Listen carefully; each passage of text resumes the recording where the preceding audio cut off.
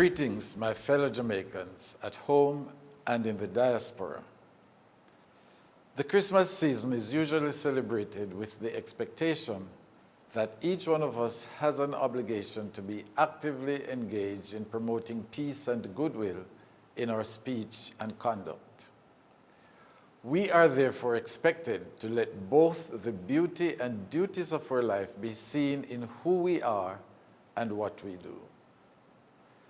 At the heart of our reflection this season is the need to build our lives on values which endure. It calls us to identify more fully with the God-given humanity within us, to renew and sustain our better selves as we go forward. At this time in our country and in the world, there is a need to create and sustain a kinder, gentler society in which we can celebrate a blend of individual uniqueness and common purpose. As Jamaicans, it is within our capacity to be the change we want to see. So despite whatever negativity, tragedies, and challenges we experienced during this year, there is still so much for which we can be thankful. We were spared any natural disasters. Our country is steadily making progress in many different areas. We were encouraged to take greater responsibility for our health and wellness programs. The government and the security forces are working to combat crime and violence with the support of our citizens.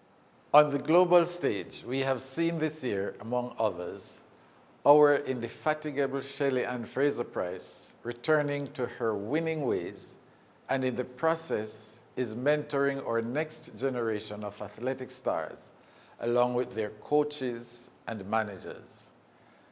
And in a December to remember, Miss Tony Ann Singh placed the icing on the cake, lifting the spirit of all Jamaica by winning the Miss World contest in London with beauty, grace, and poise.